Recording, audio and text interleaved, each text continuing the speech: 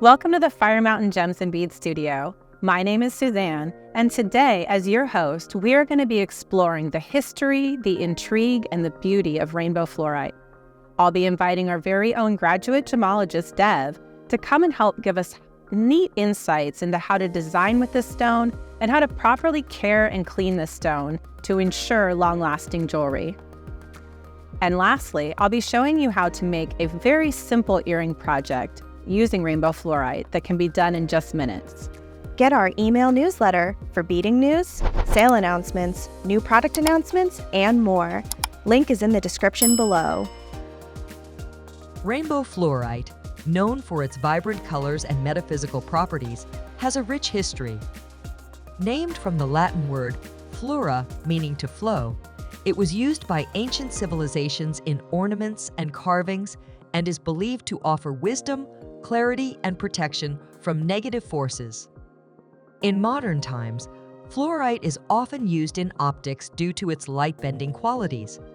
Metaphysically, rainbow fluorite is valued by many for enhancing mental clarity, focus, and decision-making. It's known to calm stress, promote tranquility, and protect against negative energies, making it ideal for meditation and emotional healing. The crystal, aligning with various chakras, is believed to balance and cleanse the energy system. It's distinctive for its range of colors: green, purple, blue, yellow, and clear, in bands or layers, and some can even fluoresce under ultraviolet light.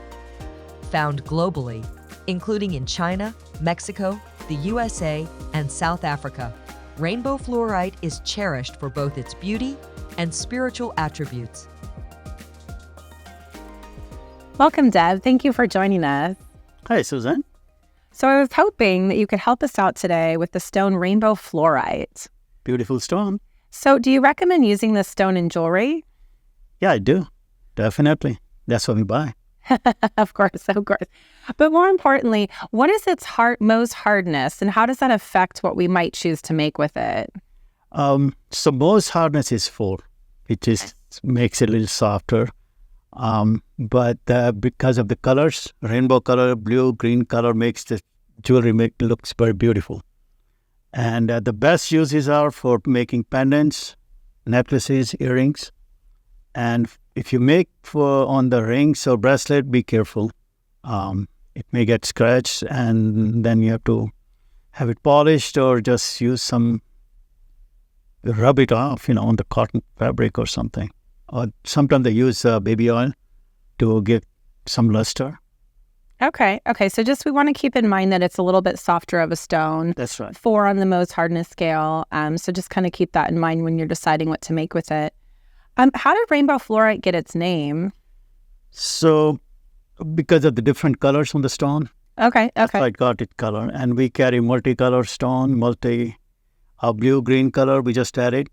And then multicolors and the rainbow on the same string. Okay, that makes sense. So one of the neat things about rainbow fluorite is that, yes, within a certain, one bead, you'll have multiple colors. Yeah. Which is really cool, too, because no 2 stones are alike. So if you're creating jewelry or using this stone, you're going to have a lot of variety. As you can see here, Deb, this is a bracelet featuring rainbow fluorite. It's beautiful. It's a one of a kind. Yeah, exactly. And exactly, because look, there's multiple colors just in this one bead. Yeah, so really pretty. Okay, so just as a reminder too, you're going to see at Fire Mountain Gems and Beads, we carry the rainbow fluorite. We also have blue and green and sometimes some other colors as well. So sometimes we buy a stock offer from different stores when they're closing or something. So we get other colors. Sometimes we get clear or golden colors. Okay.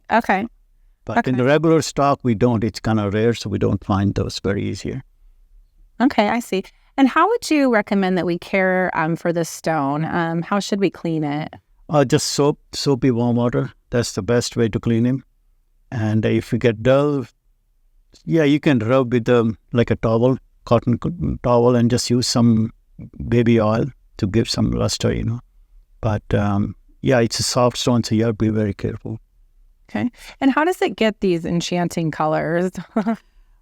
So in nature, it's clear but small impurities like yttrium with cerium or oxygen that gives the different colors, yellow color, blue color. And the blue color come from yttrium and fluorine. And if it has extra oxygen in the base stone, then it gets the yellow color. And same with green colors and other colors, so they get it with small impurities. Okay, very interesting. And then where is most of the rainbow fluorite mined or found? So we got our fluorite in China, but they import mostly from Norway, Mexico, US, the raw material. And that's where it comes from, as well as Spain. Okay. And of course, we're talking about using it in jewelry, but are there any other uses for rainbow fluorite? So fluorite, it's used, so Japanese, they started manufacturing synthetic also, but clear. And they use those for the telescope, high-end telescope, as well the camera lenses. And the natural one they use for as a flux in the steel manufacturing. And that's where they mainly use it. Plus, they use coating for the cooking utensils. Oh, okay. Interesting. That's what they use for just for the coating. Okay. There are some other uses, but those are the main ones, Okay. And I've heard something about thermoluminescence. Can you tell us what that is? So thermoluminescence is like with the heat, they glow. Okay. So not each bead or each stone or fluorite, they glow in dark kind of. They certain mines, when they come from there, some chemical that makes them glow. And the fluorite, they glow with the UV light also, short wave and long wave. And so it's pretty common for them to glow. And sometimes they may not. It's not. They need some short wave wavelengths to glow in dark. So yes, they do. Okay. Depending on the mine. Okay, that makes sense. Do you have just a little bit of time? Because I'd love to show you a pair of earrings that we can make using rainbow fluorite. Sure. Okay. So this is the earring that we're going to be making today. You can see one of them's already finished. So just using simply a head pin, a rainbow fluorite bead, and an ear wire. Is a silver head pin? Yeah. These are actually plated head pins, but you can use precious metal. We offer a large variety of head pins at Fire Mountain. So I'm going to start by taking my head pin and threading on a rainbow fluorite bead. So that's easy. Yeah. Super simple, right? And as you can see, I'm going to bring it all the way down to the base of the head pin. And then I'm going to hold the head pin in my hands here and make a 90-degree angle bend. Okay, so there's your 90-degree angle bend. Okay. And then I'm going to go ahead and hold it like that. I'm going to grab a pair of round nose pliers. And I'm going to go about 1/2 inch down the wire. I'm going to hold that in place. You can see where my placement is on my pliers. And then I'm going to start making my simple loop by bringing the wire towards myself. Okay. Till I can't go any further. Then I'm going to reposition my pliers, hide my wire towards the back, and then continue to bring it forward until it hits the bead. And then kick it back slightly to form the loop. So you can see I've made a simple loop here. Okay. Then I'm going to go ahead and grab my chain nose pliers and kick it back just a tiny bit. Next, I'm going to use flash cutter pliers, use the bevel side up, and reach on in and snip it just inside the loop. So you can see I've formed a simple loop. Okay. And then lastly, all I need to do is add my ear wire. So I'm going to pull the loop up so I can add my ear wire to the top. And then I'm just simply going to close the loop and my earring is finished. Perfect. They look nice. As you can see, these rainbow fluorite drop earrings are super simple to make. It only takes a couple minutes and a head pin, an ear wire, and a bead. Simple, easy to make. I know. So who are you going to make them for? I'll just buy those. Oh, you want the ones that I made? Yes. That'll be easy. I don't have to make.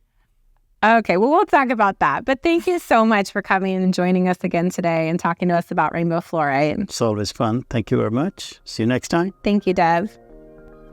Thank you for joining us today. It's always interesting to get some more insights from Dev. If you like what you saw today, please like, share, and subscribe so you don't miss any future videos. Happy beading!